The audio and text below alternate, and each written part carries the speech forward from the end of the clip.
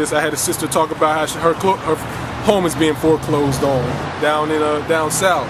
So a lot of African people's homes are getting foreclosed. That's one of the general things that we share with everybody else.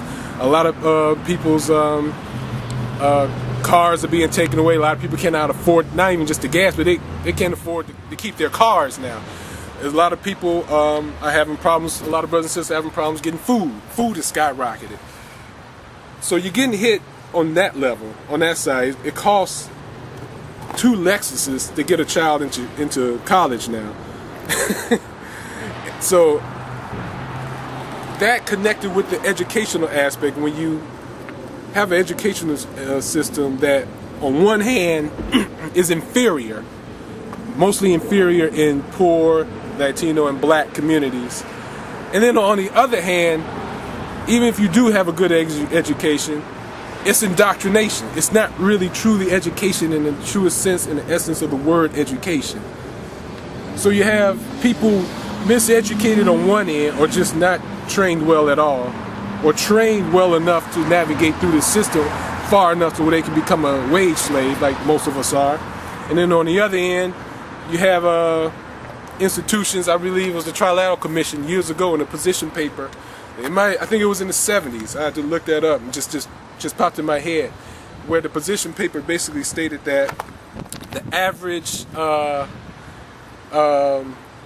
living standard of an average American must be lowered or must come down in the coming decades. This position paper came out, I believe, in the 80s. I can't remember who the author was, but for those who don't know, the Trilateral Commission is a organization that unites and organizes the 3 major industrialized areas of the planet: North America, Europe, and Japan.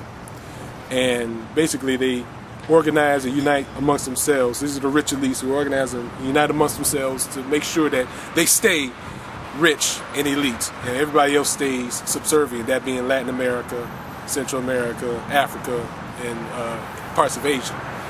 So it's a dual situation where if poor people on one hand don't do something, don't fight back or something. I mean, you have to look at it like this. It's a class warfare. Noam Chomsky has a book called Class Warfare. He goes into explicit detail about how the elites, or the rich elites, orchestrate these offenses, these economic offenses against poor people. And in the context of class warfare, you have to look and see what are the weapons being used, what are the agenda, what are the weapons that's being used against people of color, against poor people. And one thing that a lot of people seem to look over is in Chicago, the city has a multi-million-dollar, I think it's closer to $1 billion deficit. The budget is screwed in Chicago, which is interesting because I just heard Barack Obama on CNN the other day state that Iraq has a budget surplus of millions of dollars. America has a deficit. Hey, Mark, did you hear that? Come here. You got to hear this. I remember something that Barack said on television a while ago. Just yesterday, as a matter of fact. He was on CNN. He was giving a speech in front of the veterans of foreign wars. Right. He said that Iraq has a budget surplus. The country of Iraq has a budget surplus, mainly from gas and oil, oil.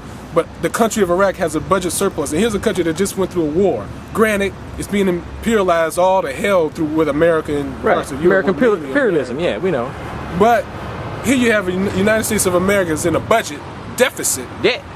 An incredible debt in owned the by the trillions. Chinese. Exactly. And you have Iraq, who's been run in and out of like a whorehouse, right, has a budget surplus. And oil. Plenty of oil.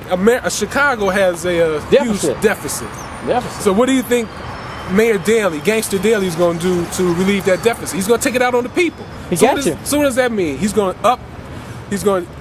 reorchestrate the meters, the parking meters. So you got these new parking meters where you have to pay more money for less time. He want to put meters on the water because here we got a big old lake out there, but he want to meter the water for residential. Water. Come on, not for my house. Selling what's this thing over here? The Skyway. Skyway's been sold. The Skyway sold to your European. They want to do the Midway Airport. They want to privatize that. Do something with Midway Airport, and also one thing. And I rallied against this before on MySpace, and I caught a little bit of flack for it. Not really.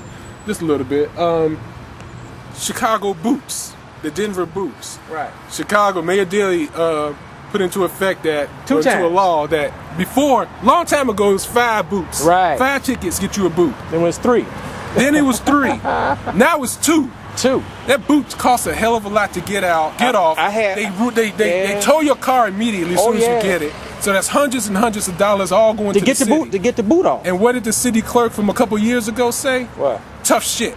Wow. What's his name? Sanchez, I think? I don't know, yeah. He said, hey, Chicago, tough shit about that boot. Pay your bills. And that really leans hard on the poor because Chicago's like most cities.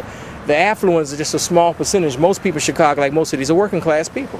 Exactly. I mean, in Chicago, and I forgot to mention the regentrification situation that's going on in Chicago. Bronzeville is being regentrified. Stateway Gardens being regentrified. Inglewood is next. Well, all the old black neighborhoods. That's right. And what's interesting about regentrification is that this class warfare is hitting everybody. The new homes coming up for rich people, upper middle class and upper class people, they're barely 50% occupied. Right.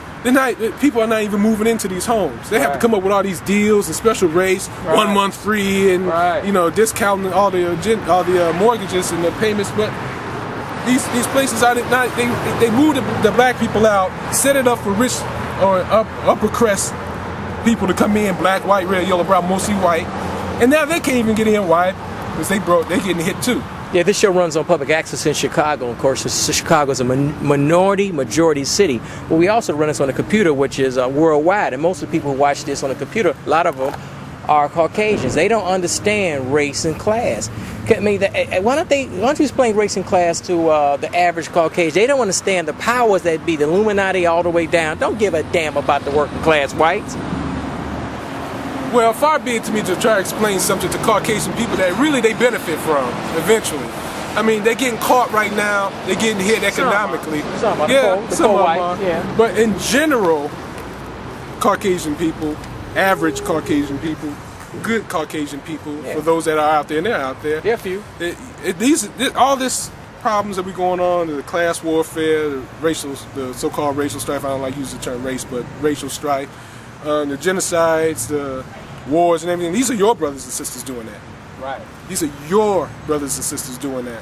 Right. And they're doing it to say that they're advancing a democratic cause or to improve on economic situation for America or whatever the cliche explanation is. But what all Caucasian people have to understand, and like I said, far be it for me to try to explain anything to you all, because really I'm just really concerned about my people. And you all have to organize amongst yourselves, and maybe the more legitimate elements of Caucasian movement can meet the more legitimate elements of African movements, and these progressive movements can meet up at some place, unify for certain things, and then go off and do their own things, unify for certain things. That's cool.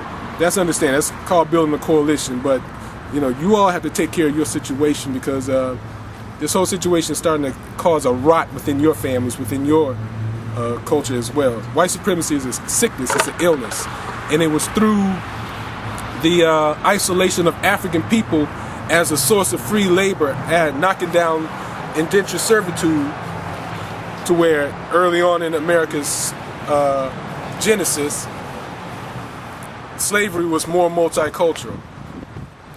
Poor whites from Europe, working off of debt, had to come over here, and they, had some Africans come over here. They brought them over here, rather. And after a while, a decision was made where it would be much easier, more economical class